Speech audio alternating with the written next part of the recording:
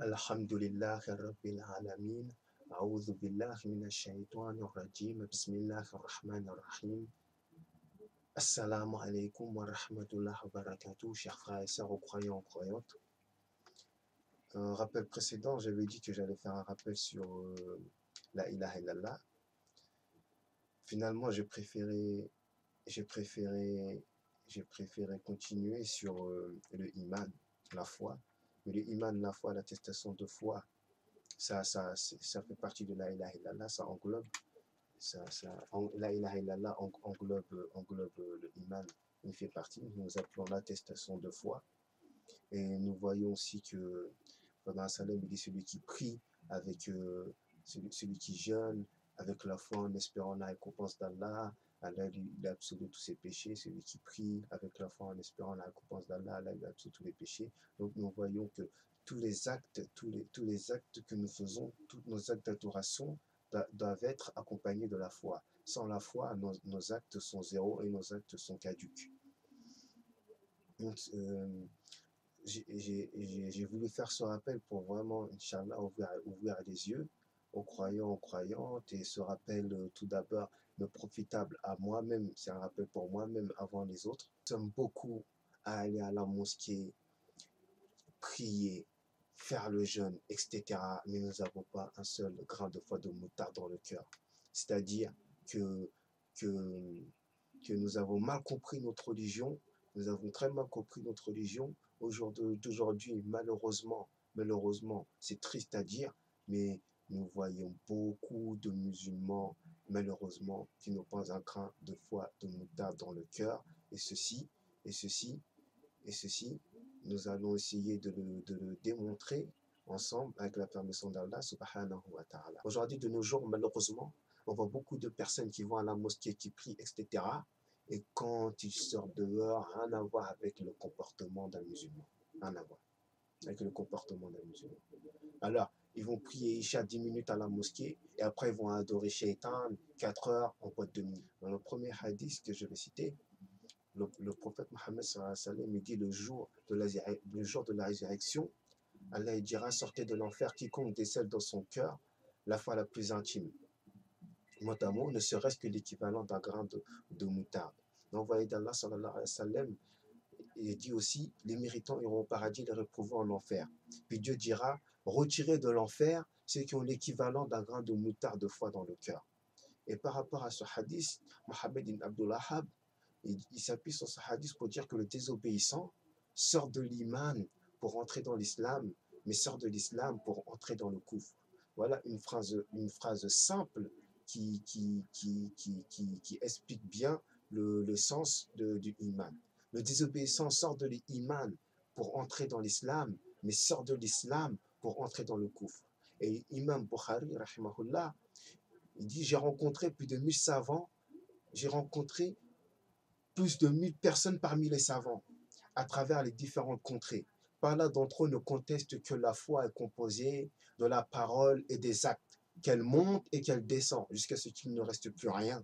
Qu'elle monte et qu'elle descend jusqu'à ce qu'il ne reste plus rien. Et on peut aussi s'appuyer sur le Coran pour confirmer ceci. Il y a des Bédouins, la tribu de Khatafan, la tribu du faux obéi qui venaient juste d'embrasser l'islam. Ils venaient juste d'embrasser l'islam. Ils ont dit maintenant nous sommes des mouminoun. Nous sommes des mouminoun, ça veut dire nous sommes des porteurs de foi. Maintenant nous avons la foi. Allah il a révélé.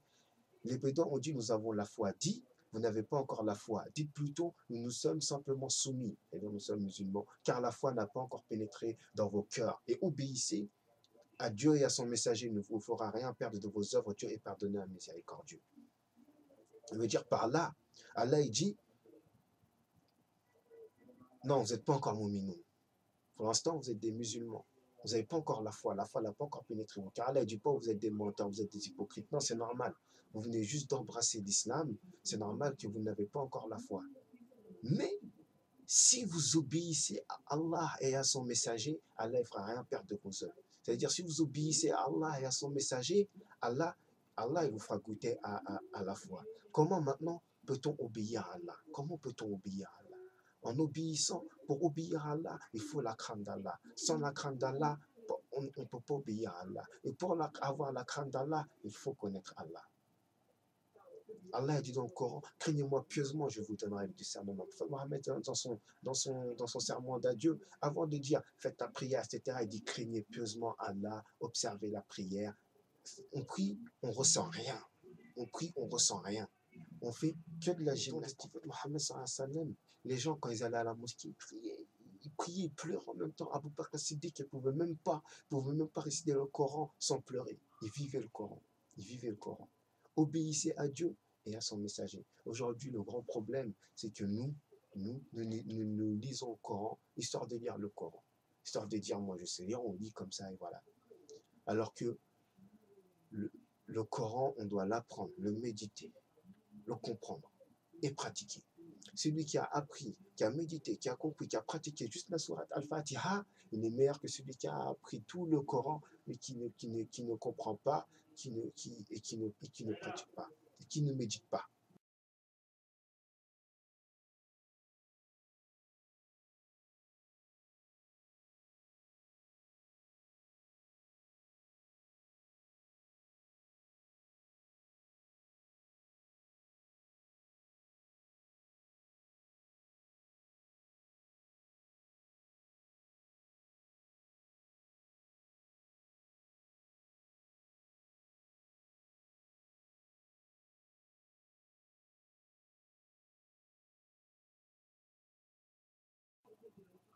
Maintenant, comment on peut savoir si on a la foi?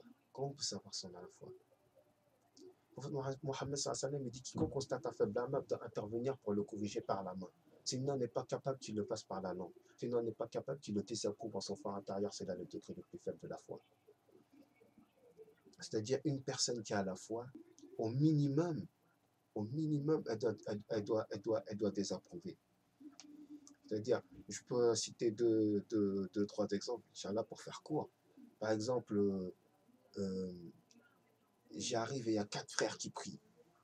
Oh, désolé pour les sœurs, vous pourrez trouver un autre exemple, mais entre sœurs. Par exemple, il y a 4 frères qui prient, j'arrive, je lui dis, j'ai un plan, 4 filles là-bas, de l'autre côté de l'eau, ils sont dans leur maison, une maison vieille, puis toute seule et tout, on y va. Oh, la personne, elle va me dire, oh non, non, tu nous invites au mal, tu nous invites au haram, tu veux nous emmener avec toi en enfer. Elle va faire le rappel. La personne qui a le degré de foi la plus faible, au minimum, elle va se détourner de moi. Elle va se détourner. Même si tout le monde rentre dans la voiture, les 4 qui prient, les 3 ils rentrent dans la voiture, cette personne-là, elle ne sait pas. Les 3 qui sont rentrés dans la voiture, ils n'ont pas un atome de grain de foi de moutarde dans le cœur. Ça, c'est le degré le plus faible. La personne, elle dit, moi, ça m'a les couilles, moi, je rentre chez moi. Moi, je ne vous suis pas. J'arrive, je dis, j'ai une clé passe-partout. Avec cette clé-là, on peut aller cambrioler chez les gens. Avec cette clé-là, en 5 minutes, on rentre, on sort. Il n'y a pas de souci, il n'y a pas de problème. La personne qui est à la fois plus élevée, au pire, elle prendra ma clé, elle me fera le rappel en même temps. La deuxième personne, elle me dira, ah, c'est haram, c'est ce que Allah a dit sur les voleurs, c'est que le voler, c'est un grand péché, etc., etc. Et la troisième personne, au pire, même si tout le monde me suit, la troisième personne, elle se détournera. C'est ça l'iman, c'est ça la foi. C'est pas avoir peur.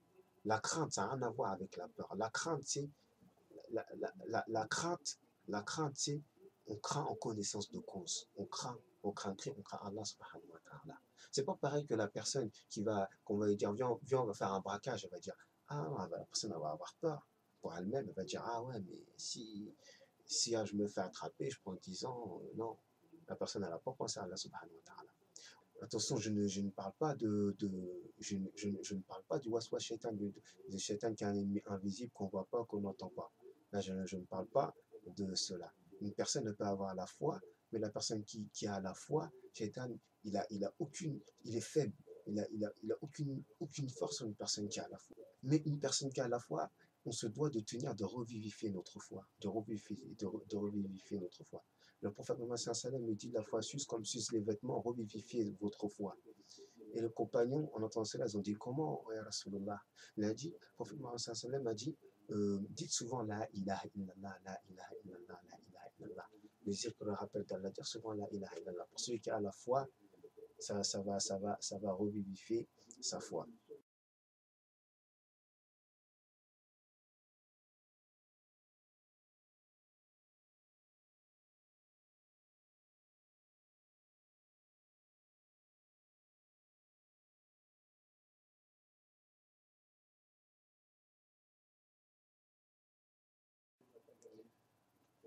Donc, il y a, par exemple, une personne qui a une foi élevée, qui a une foi élevée, si elle pense moins à Allah, elle se rappelle moins d'Allah, elle fait moins le zikr, elle voit moins la mosquée, elle lit moins le Coran, etc., sa foi va baisser et elle va commencer à laisser une issue à Shaitan. Une personne qui avait la foi élevée, au début, elle n'osait même pas regarder les filles, elle n'osait même pas lever les yeux sur les filles. Et là, quand sa foi, quand la personne elle oublie peu à peu Allah, Shaitan il arrive, il s'infiltre, il lui dit regarde, regarde la fille là-bas, regarde la fille là-bas, regarde la fille là-bas, regarde la fille là-bas, attends de baisser sa foi encore. Et maintenant, regarde, et maintenant demande-lui son numéro, demande-lui son numéro, c'est pas grave, dans l'islam, c'est pas interdit, demande juste son numéro. Après, après tu verras bien où ça va vous mener. Peut-être que personne elle y va, elle exécute, elle demande ton numéro, la fille elle passe son numéro, ensuite SMS, MSN, téléphone, etc. Ensuite, juste un petit rendez-vous, depuis le temps que vous connaissez, depuis le temps que vous parlez, un petit rendez-vous, ça ne fera pas de mal. Un petit rendez-vous. Ensuite, la personne, ensuite la personne, elle va s'exécuter. Et ensuite, une fois qu'il se retrouve toute seule avec elle, et ben tu vas, dès le premier rendez-vous, tu vas pas partir sans l'embrasser quand même, au minimum. Il procède de cette manière avec une personne qui a la foi. Tu vas pas l'embrasser tu vas pas partir sans l'embrasser quand même. Et ensuite, la personne, elle, elle, elle s'exécute. Elle s'en va. Et il se revoit une deuxième fois, troisième fois, quatrième fois. Ça. Et finalement, la personne est tombe dans la fornication. Alors que la personne, au début, quand elle avait la foi élevée, pour elle, juste regarder la fille, c'était un grand péché. C'était quelque chose de regarder surtout les parties interdites, c'est un grand péché. Alors qu'aujourd'hui, la personne est fornique sans que ça ne fasse plus rien au cœur. Il n'y a plus de iman, il n'y a plus rien. Le cœur est devenu noir, il est devenu sombre. Il n'y a plus la lumière d'Allah, subhanahu wa ta'ala. Pour ça, dans le Coran, Allah il nous dit ne suivez point les pas du diable, car il est vraiment pour vous un ennemi déclaré. Il ne vous commande que le mal et la turpitude et de dire contre Allah ce que vous ne savez pas. C'est-à-dire, Allah il dit, ne suivez point, ne suivez pas le diable, ne suivez point les pas du diable. Une personne qui a l'iman, le diable va l'emmener pas à pas, pas à pas, pas à pas, pas à pas, va l'emmener là où il veut l'emmener, pas à pas. C'est-à-dire une personne qui a la foi, on pense toujours à revivifier notre foi. Là, il y a un hadith aussi. Une fois, Shaitan, il a rencontré le prophète Yahya ibn Zakaria, il lui a dit, parle-moi des hommes selon ta classification. Shaitan lui a dit, il y a trois types d'hommes. La première catégorie, c'est celle des gens infaillibles, protégés par Allah qui ne commettent pas de péché, vous en faites partie. La deuxième est celle des gens dont nous, les démons, pouvons faire ce que nous voulons. En effet, ces personnes sont faciles à manipuler. Elles sont dans nos mains comme un ballon dans les mains de nos enfants. Nous ne nous fatiguons pas avec elles. La troisième catégorie de personnes est la personne pour nous. Nous les conseillons par nos moyens diaboliques jusqu'à ce qu'elles commettent des péchés. Puis soudain, elles se dirigent vers Allah pour lui demander pardon. Ainsi, elles gâchent tout ce que nous avons fait. En effet, nous ne désespérons pas de les ramener sur la voie tout en ne pouvant faire d'elles de véritables âmes égarées. Donc, les troisième personnes, c'est les plus difficiles. Parce que ceux-là, ils ont toujours le iman dans le cœur. Leur iman, il n'a pas encore, disparu. À chaque fois qu'ils font un petit péché, hop, ils retournent vers Allah, ils demandent pardon à Allah subhanahu wa ta'ala. Je me promets de ne pas, de ne pas. Ou bien même si la personne n'a pas l'iman, et elle a craint pieusement Allah, et elle a demandé pardon à Allah subhanahu wa ta'ala, plus jamais je recommencerai ce péché. La personne là s'est corrigée. Elle dit franchement avant, je faisais ci, je faisais ça, je faisais ci, je faisais ça, je faisais ci, je faisais ça, et je me corrige surtout, et je veux obéir complètement, totalement à Allah subhanahu wa ta'ala et à son messager sallallahu alayhi wa sallam. Je vais être obéissant. Allah, cette personne-là, elle est sincère, Allah il va donner l'iman dans le cœur. Allah va donner l'iman dans le cœur. Et Allah dit, craignez-moi pieusement et je vous donnerai le discernement. Tout est là-dedans. Tous les secrets sont là-dedans. Craignez-moi pieusement et je vous donnerai le discernement. Comme Mohammed sallallahu alayhi wa sallam, il a dit, le plus noble d'entre vous est le plus pieux. Donc, Allah, ce qu'il aime le plus, c'est les plus pieux, les plus obéissants, les plus obéissants. Ceux qui le craignent le plus et ceux qui l'obéissent le plus. Et même le jeûne, il a été prescrit afin que nous atteignions la piété. Le jeûne, il sert à ça. C'est pour ça qu'Allah, il a prescrit le jeûne. Le jeûne, il y a plusieurs bienfaits dans le jeûne, mais le principal, c'est que nous atteignions la piété. Aujourd'hui, malheureusement, combien de personnes qui font le jeûne et se sont juste privées de manger et de boire sans aucun atome, grain de moutarde de foi dans le cœur. Maintenant, Iblis, lui, s'est donné un but précis, très précis. C'est de faire de nous des hypocrites, afin qu'Allah nous place dans le degré le plus bas, encore pire. On dit la chance qu'on a, on est des musulmans, etc., c'est terrible, mais combien qu'ils auront la mauvaise surprise le jour du jugement dernier, quand ils vont se réveiller et vont voir qu'ils vont être placés encore pire que les hypocrites, parce que ces gens-là, ils n'ont pas adoré Allah. Ils ont dit Allah, nous adorons, personne nous adorons, Allah. Mais finalement, on a adoré nos plaisirs, on a adoré nos désirs. Et par rapport à ça, on peut voir que le croyant, à chaque fois qu'il commet un petit péché, les croyants, à chaque fois qu'ils commettent un petit péché, pour lui, ça a l'air énorme. Alors qu'on voit les gens, plus ils sont éloignés dans l'islam, plus ils sont dans le péché, et plus, ça c'est le cœur noir, c'est le cœur assombri. À chaque fois qu'une personne a commis un péché, le prophète Mohammed sallallahu alayhi wa sallam, il a dit, là, ça fait comme un petit point noir dans son cœur, comme un petit point noir dans son cœur. Chaque péché. Il y a des péchés qui peuvent faire des grosses taches noires dans le cœur. Mais le prophète Mohammed sallallahu alayhi wa sallam, il a dit, ça fait comme un petit point noir dans le cœur. À chaque fois que la personne se repent, Allah lui polie. Allah lui polie. Ça veut dire que les péchés, ça tue la lumière d'Allah. Le péché, ça tue le iman. Les péchés, ça tue la foi. Une personne fait des péchés. Aujourd'hui, malheureusement, combien de frères et sœurs, combien de personnes qui vont à la mosquée, qui prient, etc. Et on arrive à la mosquée, on fait que de la gymnastique. Pas de cœur qui vibre, pas de rien. Les gens, ils prient, ils sortent de la mosquée. Ils étaient 5 minutes à la mosquée, ils sortent de là, ils vont voler. Ils étaient 5 minutes à la mosquée, ils se remettent dans leur quartier à aller vendre de la drogue. Subhanallah, ça fait pas partie de l'islam. Ça fait pas partie de l'islam. Ça fait pas partie de l'islam.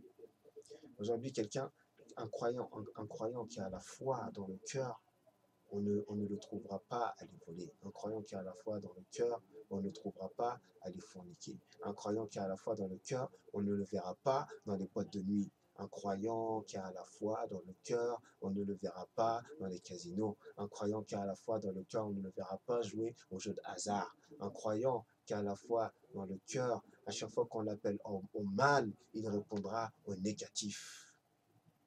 Au contraire, il essaiera de ramener son frère dans le droit chemin en lui rappelant que nous sommes que de passage dans ce bas monde. Alors le prophète Mohammed sallallahu alayhi wa sallam dit, le croyant voit son péché comme une montagne au-dessus de lui et craint qu'elle ne s'écroule sur lui. Subhanallah. Tandis que l'hypocrite voit son péché comme une mouche qui est passée près de lui et qui l'a chassé. Subhanallah. Alors le prophète Mohammed sallallahu alayhi wa sallam dit, l'hypocrite, le terme il est dur. Hypocrite. Comment aujourd'hui on voit des gens qui sont dans l'islam depuis des années, qui prient, etc. Et aucun changement. Il y a des questions à se poser. Cœur dur, cœur de pierre, cœur noir assombri par les péchés. Aucun changement. Personne a été dans l'islam, elle volait, elle priait, elle continue à voler. Personne n'était dans l'islam, elle vendait de la drogue, après continue à vendre de la drogue, après elle était dans l'islam, elle fume, elle continue à fumer. Il n'y a rien. Il n'y a rien.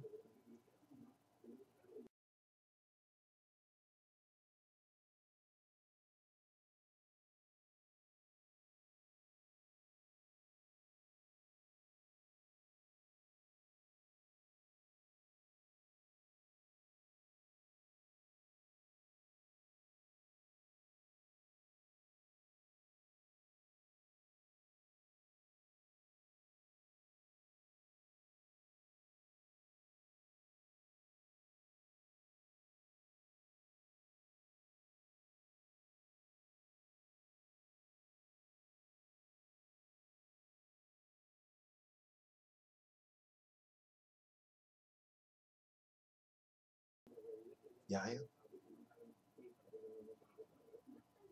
Et ça, chacun d'entre nous, musulmans, nous devons nous poser la question et nous devons nous remettre en question nous-mêmes. Mais est-ce que j'ai un grain de moutarde de foi dans le cœur? Est-ce que j'ai un grain de moutarde de foi dans le cœur, en vérité? Ou est-ce que je fais partie des hypocrites? Est-ce que je fais partie des hypocrites? Est-ce que je crains Allah? Et il y a les signes aussi. Il y a les signes aussi. La personne qui a goûté à la douceur de la foi, avec la permission d'Allah, subhanahu wa ta'ala. Muhammad sallam dit, quiconque possède en lui ces trois choses goûtera à la douceur et à la saveur, à la douceur de la foi. Qu'Allah et son prophète soient plus chers, soient les plus chers et les plus aimés que quiconque. Lorsqu'il aime une personne, il ne l'aime que pour Allah.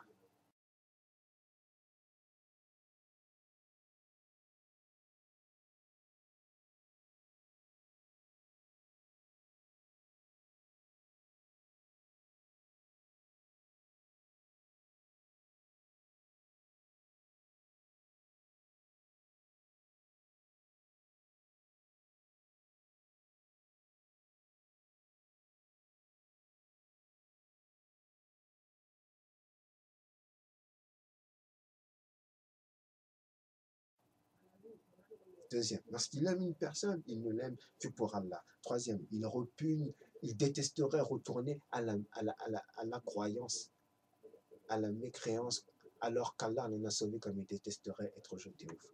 Allah, on détesterait retourner à la croyance. Et on était dans le mal, on était dans le péché, on était dans la désobéissance. Mais quand Allah nous a sauvés, on n'aimerait pas retourner là-dedans. Au contraire, ça nous répugne. On n'aimerait pas retourner dans le mal. On n'aimerait pas retourner dans le mal, dans tout ce qui est mauvais, dans tout ce qui est blâmable, dans la turpitude, etc. Et aujourd'hui, on peut voir malheureusement, comme Allah dit dans le Coran, le jour où certains signes de ton Seigneur viendront, la foi en lui ne profitera à aucune âme qui n'avait pas cru auparavant ou qui n'avait acquis aucun mérite de sa croyance. C'est-à-dire, elle profitera à aucune âme. Le jour où la personne va mourir, ou l'ange de la mort va venir, ça c'est un des signes qu'on peut prendre. Par exemple, l'ange de la mort va venir, c'est trop tard d'avoir foi en Allah. C'est trop tard. Allah, il dit, ou qui n'avait acquis aucun mérite de sa croyance. Et là, la personne, elle croit au prophète Mohammed, elle croit en Allah, le soit-il, elle croit au prophète Mohammed, sallallahu alayhi wa sallam. Mais malgré cela, la croyance, elle lui a profité en rien. En rien. Parce que la personne, elle a passé ses journées à désobéir à Allah, la personne, elle a passé ses journées dans le péché, et en plus de cela, en plus de ceci, elle se pensait sauvée de l'enfer. Et ça, c'est le plus grand piège de Shaitan. Donc, par là, nous pouvons voir à quel point on peut citer la foi, c'est une lumière. La foi, c'est une protection. La foi, c'est une armure venant d'Allah subhanahu wa ta'ala. C'est avec la foi, on peut déplacer des montagnes. Avec la foi, nous pouvons déplacer des montagnes. On peut voir par exemple l'histoire du prophète Ayoub. Je vous invite à lire l'histoire, je vous invite à lire son histoire, mais tous les malheurs qu'il a subis, c'est tous ses enfants ils sont morts, malades, etc. Tous les dirigés devenus pauvres, c'est ça, c'est bon. Malgré cela, il ne s'est jamais plaint à Allah pour dire Allah il m'aime pas, oh moi j'ai pas de chance, moi je ne peux pas patienter, je vais aller. Nous on a subi le 1/10 de ce qu'il a fait, une autre fois là a déjà volé en éclats, on serait déjà parti en vrille dans tous les sens. Là c'est un exemple de foi du prophète Aïoub. On voit aussi Fatima radiallahu anha, lorsque les anges la voyaient du ciel, ils voyaient une lumière étincelante qui brillait, qui rayonnait sur terre. Et ça, c'était la foi de Fatima radiallahu anha. Omar ibn al-Khattab, sa foi était tellement élevée qu'il faisait peur aux shéatines. Il faisait peur aux shéatines. Lorsque les shéatines ils voyaient Omar, ils fuyaient. Et on peut voir aussi, par rapport lorsque des signes aussi qui nous montrent, lorsque la personne n'a plus la foi dans le cœur, on peut voir que lorsqu'elle commet des péchés, elle minimise ses péchés. elle minimise ses péchés. Ça, c'est un grand signe. Et parmi aussi cela, il y a les fréquentations. Les fréquentations.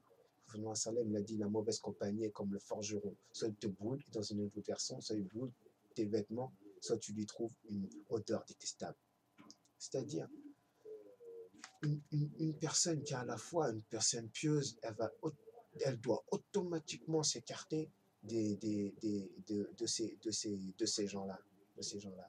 On ne doit pas rester au milieu de ces gens-là, au milieu des gens qui invitent à consommer, à consommer du shit, au milieu des gens qui invitent à consommer de l'alcool, au milieu des gens qui invitent à la fornication, au milieu des gens qui invitent à tout ce qui est haram.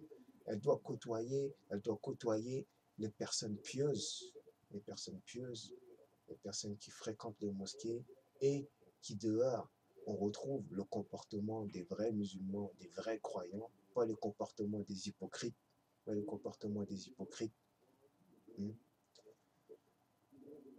Et c'est pareil pour les sœurs aussi, fréquenter les gens pieux.